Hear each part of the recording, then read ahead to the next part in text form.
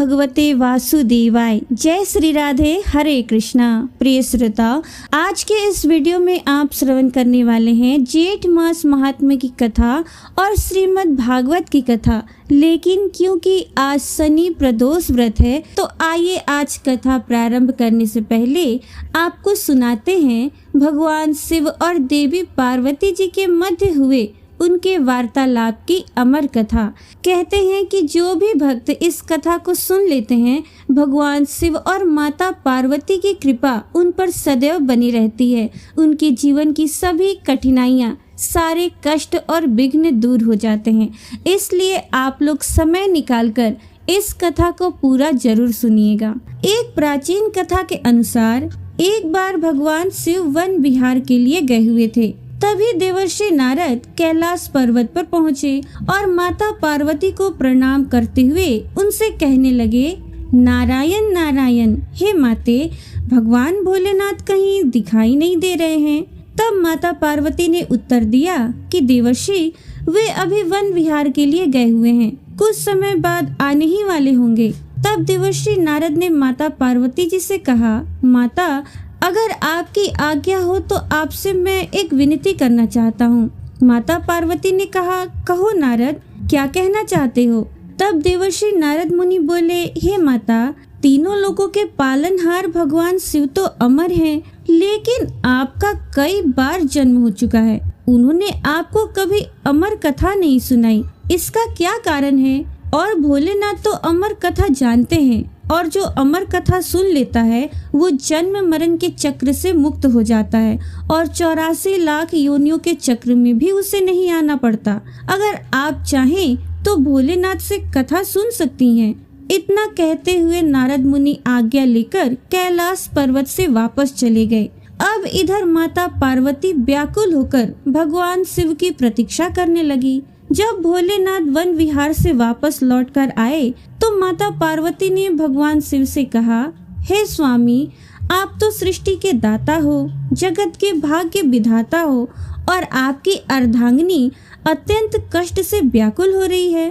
तब भोलेनाथ ने माता पार्वती से उनके कष्टों का कारण पूछा। माता पार्वती ने कहा, प्रभु, आप तो जन्म मरण से मुक्त हो और मुझे संसार में कई बार जन्म लेना पड़ता है। इस बंधन को दूर करने के लिए आप मुझे अमर कथा सुनाने की कृपा करें, नहीं तो मैं अभी आपके चरणों में अपने प्राण त्याग दूंगी। भगवान शिव ने देवी पार्वती की हट देखी तो कहने लगे, देवी, इस संसार सागर को पार करने का रास्ता अत्यंत कठिन है। इसमें बहुत से लोग सत्कर्मों को भूलकर 5 विषयों का शिकार बन जाते हैं, कुकर्मों में फंसकर अपने कर्मों का फल भोगते हैं और बार बार जन्म मरण के 84 योनियों के चक्कर में फंसे रहते हैं।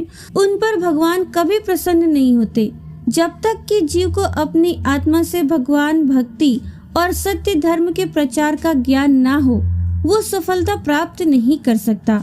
मैं तो शक्ति, भक्ति, सत्य धर्म के पूर्ण ब्रह्म ज्ञान के द्वारा ही अमर हूँ। जन्म मरण से भी मैं मुक्त हूँ। देवी, अगर आपके मन में भी यही आशा है तो फिर व्यास गुफा में बैठकर मैं तुम्हें वो अमर कथा सुनाऊंगा। और फिर उसी समय भगवान शिव देवी पार्वती को लेकर व्यास गुफा में पहुँच गए।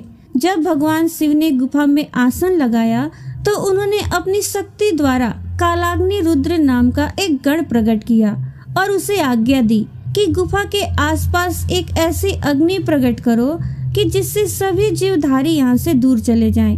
भगवान शिव की ऐसी आज्ञा पाकर रुद्र ने ऐसा ही किया। जिस स्थान पर भगवान शिव का आसन था उसके पास में ही एक सूक अर्थात तोते का घोंसला था। उस घोंसले में एक अंडा पड़ा हुआ था।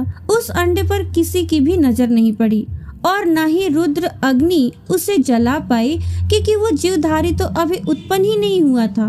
परंतु इसके अलावा सब जीवधारी या तो मृत्यु को प्राप्त हो गए या फिर वहां से दूर चले गए। इसके पश्चात भगवान शिव नेत्र बंद करके एकाग्रचित होकर देवी पार्वती को अमर कथा सुनाने लगे। अमर कथा की शक्ति के द्वारा उस अंडे से एक जीव प्रकट हो गया और इधर अमर कथा सुनते सुनते देवी पार्वती को निद्रा आ गई। अब देवी पार्वती के स्थान पर वो सूक पक्षी अमर कथा सुनकर हुंकारा भरने लगा। अमर कथा जब संपूर्ण हुई तब भगवान शिव ने नेत्र खोले और देवी पार्वती जी से पूछा, क्या आपने अमर कथा सुन ली? क्या अब भी आपके मन में कोई शंका है?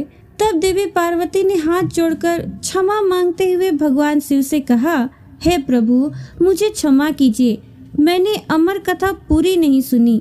तब भोलेनाथ ने पूछा, तो फिर हुंकारा कौन दे रहा था? देवी पार्वती जी ने कहा, मुझे नहीं पता। तब भगवान शिव ने इधर उधर देखा तो उन्हें वो पक्षी नजर आया जो कि प्रभु को देखते ही उड़ गया। तब भगवान शिव उस पक्षी को मारने उसके पीछे पीछे दौड़े। वो सुख पक्षी उड़ता उड़ता तीनों लोकों में गया, परंतु उसे कहीं भी जगह नहीं मिली। उस समय श्री वेद व्यास जी की धर्म पत्नी अपनी कुटिया के आंगन में सिर के बालों को सुखाते हुए जमाई ले रही थी। तभी वो सुख पक्षी उनके मुख के द्वारा उनके उदर में प्रवेश कर गया। भोलेनाथ रूप बदलकर वहां पहुंचे और जाकर उन्होंने ऋषि की पत्नी से कहा, देवी लाओ, हमारा पक्षी वापस करो। ऋषि पत्नी ने कहा, महाराज देख लो, हमारे पास तो कोई भी पक्षी नहीं है। तब भगवान शिव कहने लगे, वो पक्षी जो अभी अभी तुम्हारे पास आया है और अभी भी तुम्हारे पास ही है, सिर्फ अपना स्वरूप बदलने के लिए वो तुम्हारे गर्भ में आलोप हो गया है। जब ऋषि पत्नी नहीं मानी, तब भगवान शिव ने वेद व्यास जी से कहा कि आपकी पत्नी के मुख द्वारा हमारा पक्षी इनके पेट में चला गया है। आप अपनी पत्नी से पूछ लो, उसके पेट में हमारा पक्षी गया है कि नहीं। तब वेद व्यास जी ने अपनी पत्नी से पूछा कि तुम्हारे पेट में कोई पक्षी गया है क्या? व्यास मुनि की पत्नी कहने लगी, नहीं, मैंने तो किसी भी पक्षी को नहीं देखा, लेकिन प्रभु ऐसा अनुभव होता है कि जैसे कोई जीव मेरे पेट में है। व्यास मुनि ने प्रभु से प्रार्थना की, हे महाराज, आपका वचन तो सत्य है, परंतु स्त्री के गर्भ से पक्षी भला कैसे निकल सकता है? इसका तो बस एक ही उपाय है कि इस स्त्री को मारकर उसके पेट से पक्षी को निकाल लिया जाए। भगवान शिव कहने लगे, इतनी सी बात के लिए भला इस स्त्री को मारने की क्या आवश्यकता है? इस नादान स्त्री पर तो हमें बहुत दया आ रही है। हमें तो उस शैतान पक्षी पर क्रोध आ रहा है जो अपना स्वरूप बदलने के लिए इस बेचारी स्त्री के गर्भ में आलोप हो गया है। जब वो बाहर आएगा तब हम उसे मार देंगे। व्यास मुनि कहने लगे, हे महाराज, इसका क्या उपाय है? आपकी जो इच्छा है वो आप कर सकते हैं। ये शब्द सुनकर सुख पक्षी शंकर जी के भय से माता के गर्भ से बाहर ही नहीं आया। अब त्रिलोक के स्वामी भी वहीं बैठकर सुख पक्षी के बाहर आने की प्रतीक्षा करने लगे।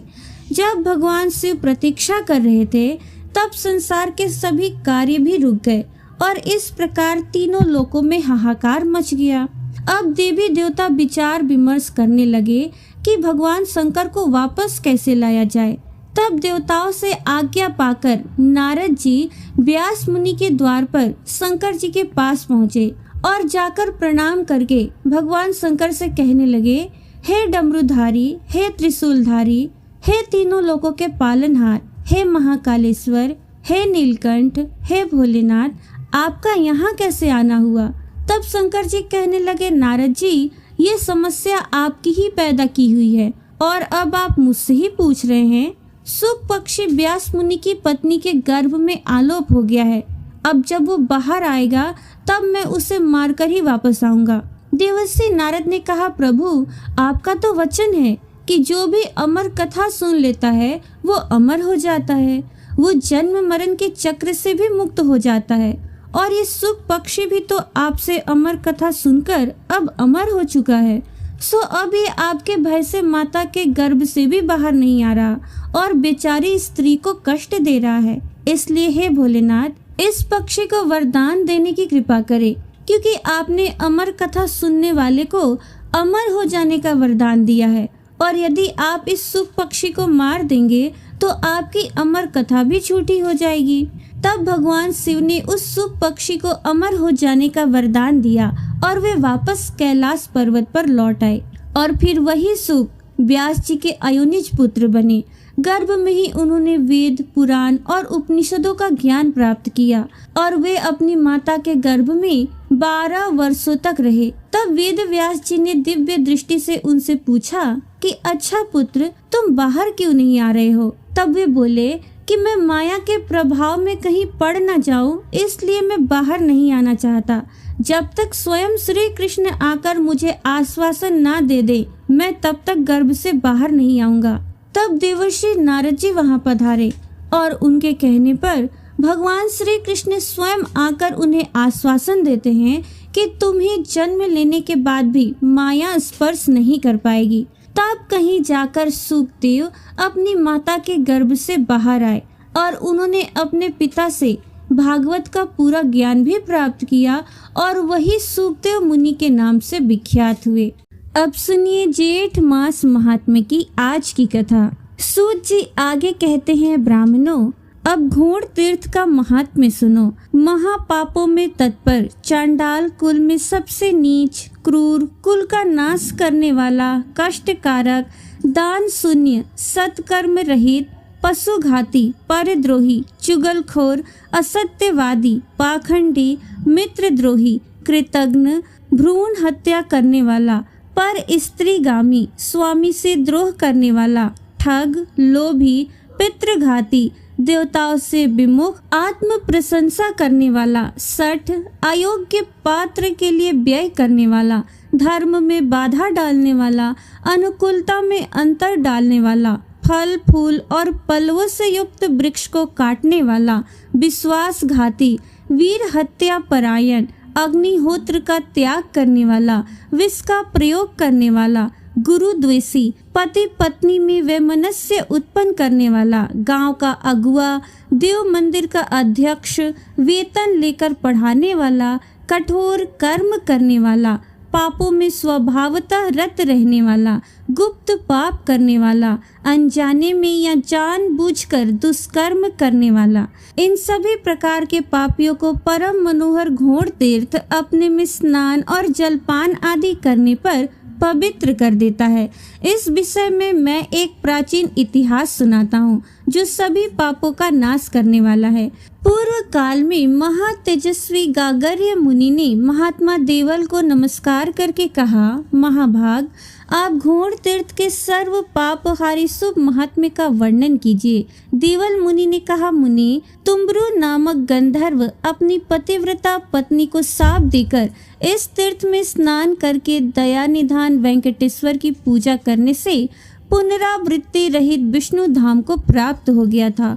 वो वृतांत इस प्रकार है। एक दिन तुम्बरु नामक गंधर्व ने अपनी प्यारी पत्नी से इस प्रकार कहा, देवी, सब पातकों का नाश करने वाले माघ मास में सूर्योदय के समय इस तट पर भगवान विष्णु की पूजा करनी है, इसलिए गोबर से इस भूमि को तुम लीप दो और इस माघ में प्रतिदिन माधव के लिए दीप बत्ती बनाओ। भगवान के आगे भक्ति पूर्वक धूप समर्पित करो, पवित्र होकर भगवान के लिए रसोई तैयार करो और मेरे साथ साथ रहकर परिक्रमा तथा नमस्कार आदि के द्वारा भक्ति पूर्वक भगवान की पूजा करो। नित्य प्रति आलस्य छोड़कर भगवान विष्णु की पुराण कथा का श्रवण करो। नित्य सवेरे स्नान करके यत्न पूर्वक श्री हरि का चरणोदक पान करो। कृष्ण, विष्णु, मुकुंद, नारायण, जनार्दन, अच्युत, अनंत और विश्वात्मन इत्यादि भगवान नामों का सदा कीर्तन किया करो और क्रोध, मत्सर्य तथा लोभ आदि का परित्याग करके व्रत नियम का पालन करो। इससे तुम्हें भव बंधन से छुटकारा मिलेगा और सनातन विष्णु धाम की भी प्राप्ति होगी। स्वामी का ऐसा कथन सुनकर गंधर्व की उस प्यारी पत्नी ने क्रोध पूर्वक उत्तर दिया, आर्य पुत्र, माघ के महीने में बहुत सर्दी पड़ती है। उस समय प्रातः काल जबकि सूर्य का तेज बहुत मंद रहता है, सूर्योदय काल में कोई कैसे स्नान करेगा? माघ में उस समय शीत का अधिक कष्ट रहता है, इसलिए आपके बताए हुए ये सब कार्य मुझसे बार बार नहीं हो सकेंगे। अतः प्रातः काल में आपके साथ स्नान नहीं करूंगी, क्योंकि अधिक सर्दी पड़ने से यदि मेरी मृत्यु हो गई तो उस समय आप मेरी रक्षा तो नहीं करेंगे ना। पत्नी की ये कथन सुनकर तुम्बरु ने सोचा कि धर्म विरुद्ध चलने वाले पुत्र को, अप्रिय वचन बोलने वाली पत्नी को तथा ब्राह्मण एवं ईश्वर को न मानने वाले राजा को तत्काल शाप के द्वारा दंड देना ही चाहिए। इस नीति के वचन का विचार करके गंधर्व ने अपनी सती पत्नी को इस प्रकार शाप दिया, ओ मूढ़े, 100 पातकों का नाश करने वाले परम पुण्य में वेंकटाचल घोड़ तीर्थ के समीप जो पीपल का वृक्ष है, उसके खोखले में तू मेढकी हो जा। पति देव की ये बात सुनकर वो गंधर्व वल्लभा उनके चरणों में गिर पड़ी और प्रार्थना करने लगी। तब तुमरू ने उसे साप से मुक्त होने की ये अवधि बतलाई कि अपनी इंद्रियों पर विजय पाने वाले परम तपस्वी महाभाग अगस्त्य मुनि जब महातिथि पूर्णिमा को परम उत्तम घोड़ तीर्थ में जाकर स्नान करेंगे और उसी पीपल के वृक्ष के समीप बैठकर शिष्यों को घोड़ तीर्थ का महात्म्य बतलावेंगे, उस समय पीपल के खोखले में ही एकाग्रचित होकर जब तुम मोक्षदायक घोड़ तीर्थ का महात्म्य सुनोगी, तब समस्त पापों का नाश करके मेरे साथ आ मिलोगी। गंधर्व के ऐसा कहने पर उसकी धर्म पत्नी चुप हो गई। स्वामी के शाप से उसने मेढक के शरीर में प्रवेश किया और धीरे धीरे शेषाचल शिखर के घोड़ तीर्थ के दक्षिण उस पीपल वृक्ष के खोखले में जाकर रहने लगी। तदनंतर उसी समय अगस्त जी मनोहर वेंकटाचल पर गए। वहां उन्होंने नियम पूर्वक स्वामी तीर्थ में स्नान करके वराह स्वामी को नमस्कार किया। तत्पश्चात उस तीर्थ के दक्षिण वेंकटेश जी के मंदिर में जाकर वेदों के द्वारा जानने योग्य विशाल नेत्र वाले सनातन देवाधिदेव दया निधान श्री निवास जी के सामने मस्तक झुकाया। उसके बाद वे घोड़ तीर्थ में गए और वहां शिष्यों के साथ उस श्रेष्ठ तीर्थ में स्नान करके उसी पीपल वृक्ष की छाया में बैठ गए।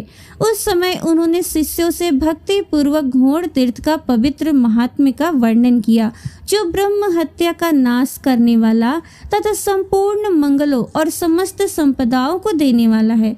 उस महात्म्य को सुनकर वो मेढकी पूर्वरत गंधर्व पत्नी के मनोहर स्वरूप को प्राप्त होकर योगी अगस्त के चरणों में गिर पड़ी और बोली, योगियों में श्रेष्ठ दया निधान अगस्त जी, मेरी रक्षा कीजिए। ब्रह्मन, मैं पति के वचनों का विरोध करने वाली स्त्री हूँ, दया करके मेरी रक्षा कीजिए। अगस्त जी बोले, देवी, तुम्हारे पति की बुद्धि बड़ी तीक्ष्ण है। उन्होंने जो रोष में आकर तुम्हें शाप दिया है, वो पति के वचनों का विरोध करने वाली तुम जैसी स्त्री के लिए उचित ही है।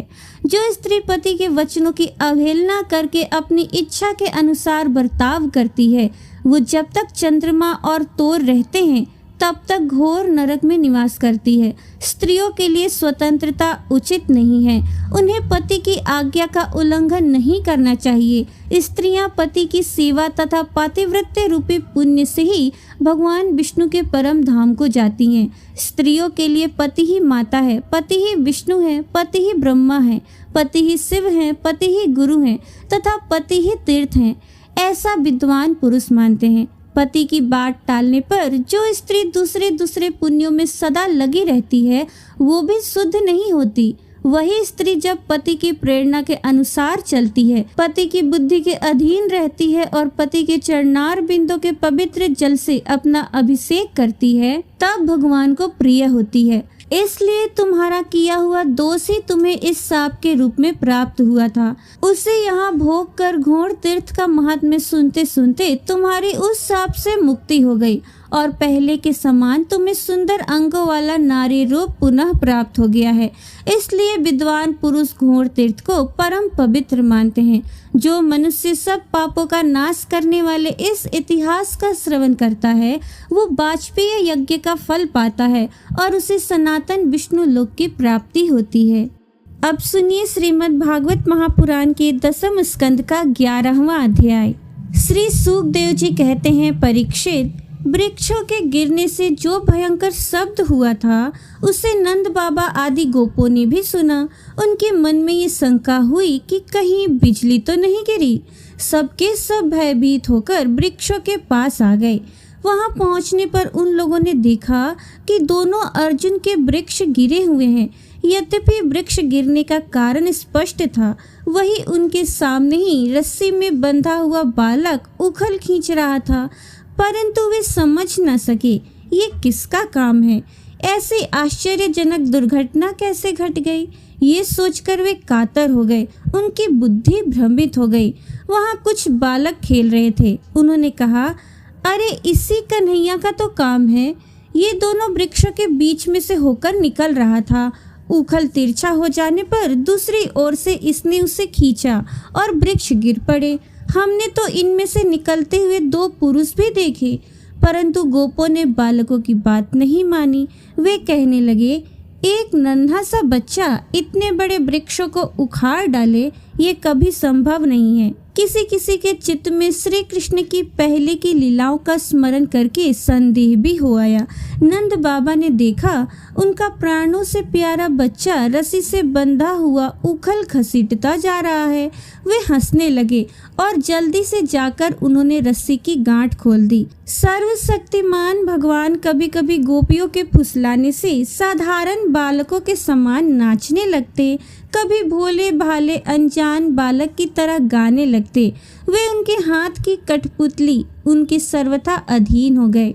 वे कभी उनकी आज्ञा से पीढ़ा ले आते, तो कभी दूसरे आदि तौलने के बटकरे उठा लाते, कभी खड़ाऊ ले आते, तो कभी अपने प्रेमी भक्तों को आनंदित करने के लिए पहलवानों की भांति ताल ठोकने लगते। इस प्रकार सर्वशक्तिमान भगवान अपनी बाल लीलाओं से ब्रजवासियों को आनंदित करते और संसार में जो लोग उनके रहस्य को जानने वाले हैं उनको ये दिखलाते कि मैं अपने सेवकों के वश में हूँ। एक दिन कोई फल बेचने वाली आकर पुकार उठी, फल लो फल। ये सुनते ही समस्त कर्म और उपासनाओं के फल देने वाले भगवान अच्युत फल खरीदने के लिए अपनी छोटी सी अंजलि में अनाज लेकर दौड़ पड़े। उनकी अंजलि में से अनाज तो रास्ते में ही बिखर गया, पर फल बेचने वाली ने उनके दोनों हाथ फल से भर दिए। इधर भगवान ने भी उसकी फल रखने वाली टोकरी रत्नों से भर दी। तदनंतर एक दिन यमलार्जुन वृक्ष को तोड़ने वाले श्री कृष्ण और बलराम बालकों के साथ खेलते खेलते यमुना तट पर चले गए और खेल में ही रम गए। तब रोहिणी देवी ने उन्हें पुकारा, ओ कृष्ण, ओ बलराम, जल्दी आओ। परंतु रोहिणी के पुकारने पर भी वे नहीं आए, क्योंकि उनका मन तो खेलने में जो लग गया था। जब बुलाने पर भी वे दोनों बालक नहीं आए, तब रोहिणी जी ने वात्सल्य स्नेहमय यशोदा जी को भेजा। श्री कृष्ण और बलराम ग्वाल बालों के साथ बहुत देर से खेल रहे थे। यशोदा जी ने जाकर उन्हें पुकारा। उस समय पुत्र के प्रति वात्सल्य स्नेह के कारण उनके स्तनों में से दूध चुआया। वे जोर जोर से पुकारने लगी, मेरे प्यारे कन्हैया, ओ कृष्ण, ओ कमल नयन, श्याम सुंदर, बेटा आओ, अपनी माँ का दूध पी लो। खेलते खेलते थक गए हो बेटा, अब बस करो, देखो तो सही, तुम भूख से दुबले हो गए हो। मेरे प्यारे बेटा राम, तुम तो समूचे कुल को आनंद देने वाले हो। अपने छोटे भाई को लेकर जल्दी से आ जाओ। देखो, आज तुमने बहुत सवेरे कलेव किया था, अब तो तुम्हें कुछ खाना चाहिए ना। बेटा बलराम व्रजराज भोजन करने के लिए बैठ गए हैं, परंतु अभी तक तुम्हारी बाट देख रहे हैं। आओ, अब हमें आनंदित करो। बालकों, अब तुम लोग भी अपने अपने घर जाओ। बेटा देखो तो सही, तुम्हारा एक एक अंग धूल से लथपथ हो रहा है। आओ जल्दी से स्नान कर लो, आज तुम्हारा जन्म नक्षत्र है। पवित्र होकर ब्राह्मणों को गोदान करो। देखो देखो, तुम्हारे साथियों को उनकी माताओं ने नहला धुलाकर मींच पोंछकर कैसे सुंदर सुंदर गहने पहना दिए हैं। अब तुम भी नहा धोकर खा पीकर पहन ओढ़कर तब खेलना। परीक्षित, माता यशोदा का संपूर्ण मन प्राण प्रेम बंधन से बंधा हुआ था। वे चराचर जगत के शिरोमणि भगवान को अपना पुत्र समझती और इस प्रकार कहकर एक हाथ से बलराम तथा दूसरे हाथ से श्री कृष्ण को पकड़कर अपने घर ले आई। इसके बाद उन्होंने पुत्र के मंगल के लिए जो कुछ करना था वो बड़े प्रेम से किया। जब नंद बाबा आदि बड़े बूढ़े गोपों ने देखा कि महावन में तो बड़े बड़े उत्पात होने लगे हैं, तब वे लोग इकट्ठे होकर अब ब्रजवासियों को क्या करना चाहिए इस विषय पर विचार करने लगे। उनमें से एक गोप का नाम था उपनंद। वे अवस्था में तो बड़े थे ही, ज्ञानी भी बड़े थे। उन्हें इस बात का पता था कि किस समय किस स्थान पर किस वस्तु से कैसा व्यवहार करना चाहिए। साथ ही वे ये भी चाहते थे कि राम और श्याम सुखी रहे, उन पर कभी कोई विपत्ति ना आवे। उन्होंने कहा, भाइयों, अब यहाँ ऐसे बड़े बड़े उत्पात होने लगे हैं जो बच्चों के लिए तो बहुत ही अनिष्टकारी हैं। इसलिए यदि हम लोग गोकुल और गोकुल वासियों का भला चाहते हैं तो हमें यहाँ से अपना डेरा डंडा उठाकर कूच कर देना चाहिए। देखो, ये सामने बैठा हुआ नंद राय का लाडला सबसे पहले तो बच्चों के लिए काल स्वरूपिणी हत्यारी पूतना के चंगुल से किसी प्रकार छूटा। इसके बाद भगवान की दूसरी कृपा ये हुई कि इसके ऊपर इतना बड़ा छकड़ा गिरते गिरते बचा। बवंडर रूपधारी दैत्य ने तो इसे आकाश में ले जाकर बड़ी भारी विपत्ति में ही डाल दिया था, परंतु वहां से जब वो चट्टान पर गिरा तब भी हमारे कुल के दिवेश्वरों ने ही इस बालक की रक्षा की।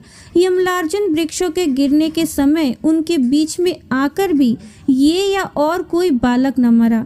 इससे भी यही समझना चाहिए कि भगवान ने ही हमारी रक्षा की है। इसलिए जब तक कोई बहुत बड़ा अनिष्टकारी अरिष्ट हमें और हमारे व्रज को नष्ट कर दे, तब तक ही हम लोग अपने बच्चों को लेकर अनुचरों के साथ यहाँ से अन्यत्र चले चलें। वृंदावन नाम का एक वन है, उसमें छोटे छोटे और भी बहुत से नए नए हरे भरे वन हैं। वहाँ बड़ा ही पवित्र पर्वत, घास और हरी भरी लता वनस्पतियाँ हैं।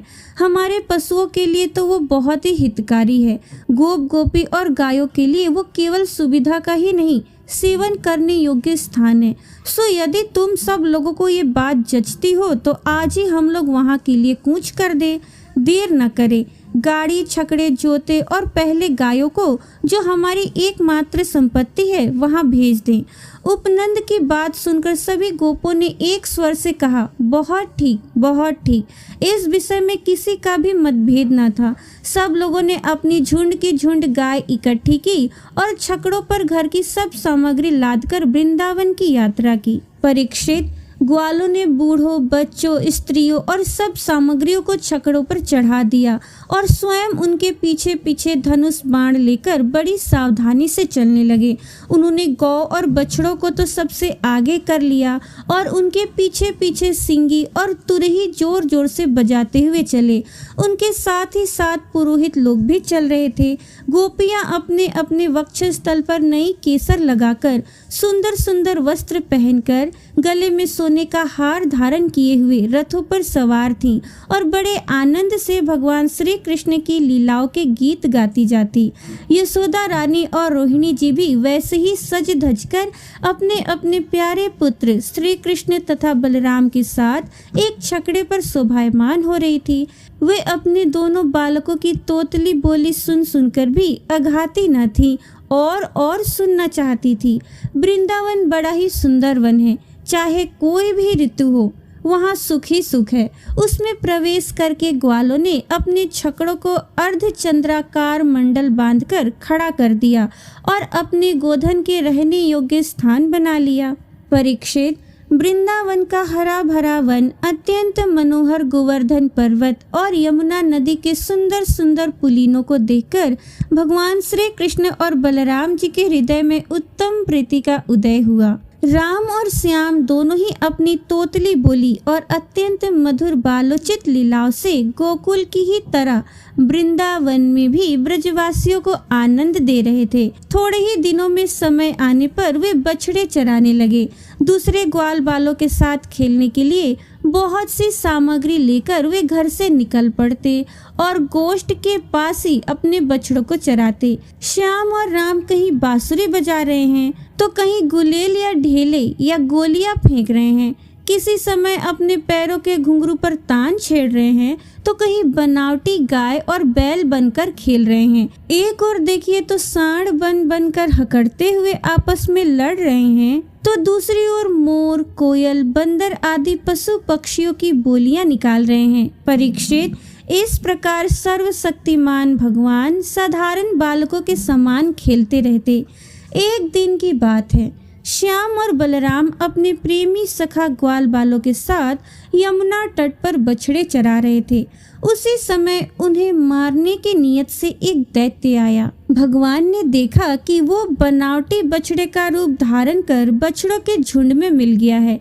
वे आंखों के इशारे से बलराम जी को दिखाते हुए धीरे धीरे उसके पास पहुंच गए। उस समय ऐसा जान पड़ता था मानो वे दैत्य को तो पहचानते नहीं और उस हट्टे कट्टे सुंदर बछड़े पर मुग्ध हो गए हैं। भगवान श्री कृष्ण ने पूंछ के साथ उसके दोनों पिछले पैर पकड़कर आकाश में घुमाया और मर जाने पर कैथ के वृक्ष पर पटक दिया। उसका लंबा तगड़ा दैत्य शरीर बहुत से कैथ के वृक्षों को गिराकर स्वयं भी गिर पड़ा। ये देखकर ग्वाल बालों के तो आश्चर्य की सीमा ही न रही।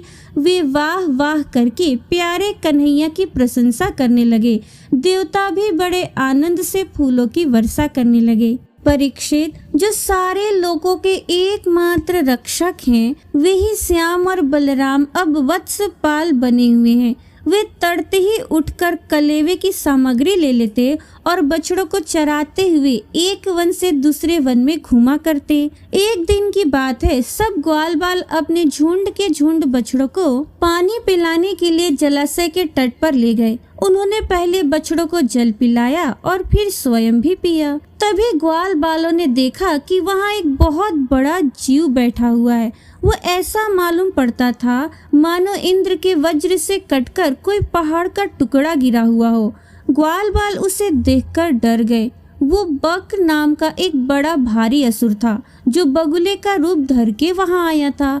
उसकी चोंच बड़ी तीखी और वो स्वयं बड़ा बलवान था। उसने झपट कर श्री कृष्ण को निगल लिया। जब बलराम आदि बालकों ने देखा कि वो बड़ा भारी बगुला श्री कृष्ण को निगल गया, तब उनकी वही गति हुई जो प्राण निकल जाने पर इंद्रियों की होती है। वे अचेत हो गए। परीक्षित, श्री कृष्ण लोक पितामह ब्रह्मा के भी पिता हैं। वे लीला से ही गोपाल बालक बने हुए हैं। जब वे बगुले के तालू के नीचे पहुँचे तब वे आग के समान उसका तालू जलाने लगे। अतः उस दैत्य ने श्री कृष्ण के शरीर पर बिना किसी प्रकार का घाव किए झटपट उन्हें उगल दिया और फिर बड़े क्रोध से अपनी कठोर चोंच से उन पर चोट करने के लिए टूट पड़ा। कंस का सखा बकासुर अभी भक्त वत्सल भगवान श्री कृष्ण पर झपट ही रहा था कि उन्होंने अपने दोनों हाथों से उसके दोनों ठोर पकड़ लिए और ग्वाल बालों के देखते देखते खेली खेल में उसे वैसे ही चीर डाला जैसे कोई वीरण को चीर डाले। इससे देवताओं को बड़ा आनंद हुआ। सभी देवता भगवान श्री कृष्ण पर नंदवन के बेला, चमेली आदि के फूल बरसाने लगे तथा नगारे, शंख आदि बजाकर और स्तोत्र के द्वारा उनको प्रसन्न करने लगे। ये सब देखकर सबके सब ग्वालबाल आश्चर्यचकित हो गए। जब बलराम आदि बालकों ने देखा कि श्री कृष्ण बगुले के मुंह से निकलकर हमारे पास आ गए हैं, तब उन्हें ऐसा आनंद हुआ मानो प्राणों के संचार से इंद्रियां सचेत और आनंदित हो गई हों। सबने भगवान को अलग अलग गले लगाया। इसके बाद अपने अपने बछड़े हाँककर सब व्रज में आए और वहाँ उन्होंने घर के लोगों से सारी घटना कह सुनाई। परीक्षित, बकासुर के वध की घटना सुनकर सबके सब गोप गोपी आश्चर्यचकित हो गए। उन्हें ऐसा जान पड़ा जैसे कन्हैया साक्षात मृत्यु के मुख से ही लौट आए हों। वे बड़ी उत्सुकता, प्रेम और आदर से श्री कृष्ण को निहारने लगे। उनके नेत्रों की प्यास बढ़ती ही जा रही थी। किसी प्रकार उन्हें तृप्ति ही नहीं होती थी। वे आपस में कहने लगे, हाय हाय, ये कितने आश्चर्य की बात है। इस बालक को कई बार मृत्यु के मुंह में जाना पड़ा, परंतु जिन्होंने इसका अनिष्ट करना चाहा उन्हीं का अनिष्ट हुआ, क्योंकि उन्होंने पहले से दूसरे का अनिष्ट किया था। ये सब होने पर भी वे भयंकर असुर इसका कुछ भी नहीं बिगाड़ पाते। आते हैं इसे मार डालने की नियत से, किंतु आग पर गिरकर पतंगों की तरह उल्टे स्वयं ही स्वाहा हो जाते हैं। सच है, ब्रह्मवेता महात्माओं के वचन कभी झूठे नहीं होते। देखो ना, महात्मा गर्गाचार्य जी ने जितनी बातें कही थी सब की सब 16 आने ठीक उतर रही हैं। नंद बाबा आदि गोपगण इसी प्रकार बड़े आनंद से अपने श्याम और राम की बातें किया करते। वे उनमें इतने तन्मय रहते कि उन्हें संसार के दुख संकटों का कुछ पता ही नहीं चलता। इसी प्रकार श्याम और बलराम ग्वाल बालों के साथ कभी आंख मिचौनी खेलते तो कभी पूल बांधते, कभी बंदरों की भांति उछलते कूदते तो कभी कोई और विचित्र खेल करते। इस प्रकार के बालोचित खेलों से उन दोनों ने व्रज में अपनी बाल्यावस्था व्यतीत की। प्रिय श्रोता, आज का अध्याय यहीं पर समाप्त हुआ। आगे के अध्याय का श्रवण आप सभी कल के वीडियो में जरूर कीजिएगा। अब सुनिए शिव चालीसा का पाठ और आरती। जय गणेश गिरिजा सुवन मंगल मूल सुजान, कहत अयोध्या दास तुम देहु अभय वरदान। जय गिरिजापति दीन दयाला, सदा करत संतन प्रतिपाला। भाल चंद्रमा सोहत नीके, कानन कुंडल नाग फनीके। अंग गौर सिर गंग बहाए, मुंड माल तन छार लगाए। वस्त्र खाल बागंबर सोहे, छवि को देखी नाग मन मोहे। मैं ना मातु की हवे दुलारी, बाम अंग सोहत छवि न्यारी। करत त्रिशूल सोहत छवि भारी, करत सदा शत्रुन क्षयकारी। नंदी गणेश सोहे तह कैसे, सागर मध्य कमल हैं जैसे। कार्तिक श्याम और गणराऊ, या छवि को कहीं जात न काऊ। देवन जब ही जाय पुकारा, तब ही दुख प्रभु आप निवारा। किया उपद्रव तारक भारी, देवन सब मिली तुम ही जुहारी। तुरत सडानन आप पठायऊ, लवनी मेष महामारी गिराऊ। आप जलंधर असुर संहारा, सुयस तुम्हार विदित संसारा। त्रिपुरासुर सन युद्ध मचाई, सब ही कृपा कर लीन बचाई। किया तपहि भागीरथ भारी, पूर्व प्रतिज्ञा तासु पुरारी। दानिन मह तुम सम को नाही, सेवक स्तुति करत सदाहि। वेद नाम महिमा तव गाई, अकथ अनादि भेद नहीं पाई। प्रगति उदति मंथन में ज्वाला, जरत सुरासुर भय विहाला। कीन्ही दया तह करी सहाई, नीलकंठ तब नाम कहाई। पूजन रामचंद्र जब कीन्हा, जीत के लंक विभीषण दीन्हा। सहस कमल में हो रहे धारी, कीन्ह परीक्षा तबहि पुरारी। एक कमल प्रभु राखे उजोई, कमल नयन पूजन चह सोई। कठिन भक्ति देखी प्रभु शंकर, भय प्रसन्न दिए इच्छित वर। जय जय जय अनंत अविनाशी, करत कृपा सबके घटवासी। दुष्ट सकल नित मोहि सतावे, भ्रमत रहो मोहि चैन न आवे। त्राहि त्राहि मैं नाथ पुकारो, यही अवसर मोहि आन उबारो। ले त्रिशूल शत्रुन को मारो, संकट से मोहि आन उबारो। मात पिता भ्राता सब होई, संकट में पूछत नहीं कोई। स्वामी एक है आस तुम्हारी, आए हरहु मम संकट भारी। धन निर्धन को देत सदाही, जो कोई जांचे सो फल पाही। अस्तुति के ही विधि करे तुम्हारी, क्षमहु नाथ अब चूक हमारी। शंकर हो संकट के नाशन, मंगल कारण विघ्न विनाशन। योगी यति मुनि ध्यान लगावे, सारद नारद शीस नवावे। नमो नमो जय नमः शिवाय, सुर ब्रह्मादिक पार न पाए। जो यह पाठ करे मन लाई, तापर होत है शंभु सहाय। ऋणिया जो कोई हो अधिकारी, पाठ करे सो पावन हारी। पुत्रहीन कर इच्छा जोई, निश्चय शिव प्रसाद ते ही होई। पंडित त्रयोदशी को लावे, ध्यान पूर्वक होम करावे। त्रयोदशी व्रत करे हमेशा, ताके तन नहीं रहे कलेसा। धूप दीप नैवेद्य चढ़ावे, शंकर सम्मुख पाठ सुनावे। जन्म जन्म के पाप नसावे, अंत धाम शिवपुर में जावे। कहे अयोध्या दास आस तुम्हारी, जानी सकल दुख हरहु हमारी। नित नेम कर प्रातहि, पाठ करो चालीसा। तुम मेरी मनोकामना पूर्ण करो जगदीशा। मगसर छठी हेमंत ऋतु संवत 64 जान, स्तुति 40 वही पूर्ण कीन कल्याण। ओम जय शिव ओमकारा, स्वामी जय शिव ओमकारा, ब्रह्मा विष्णु सदा शिव अर्धांगी धारा। ओम जय शिव ओमकारा, एकानन चतुरानन पंचानन राजे, स्वामी पंचानन राजे, हंसानन गरुड़ासन वृषवाहन साजे। ओम जय शिव ओमकारा, 2 भुज 4 चतुर्भुज 10 भुज अति सोहे, त्रिगुण रूप निरखते त्रिभुवन जन मोहे। ओम जय शिव ओमकारा, अक्षमाला वनमाला मुंडमाला धारी, स्वामी मुंडमाला धारी, त्रिपुरारी कंसारी करमाला धारी। ओम जय शिव ओमकारा, श्वेतांबर पीतांबर बाघंबर अंगे, सनकादिक गरुणादिक भूतादिक संगे। ओम जय शिव ओमकारा, कर के मध्य कमंडलु चक्र त्रिशूल धरता, जग करता जग भरता जग संहार करता। ओम जय शिव ओमकारा, ब्रह्मा विष्णु सदा शिव जानत अविवेका, प्रणवाक्षर के मध्य ये तीनों एका।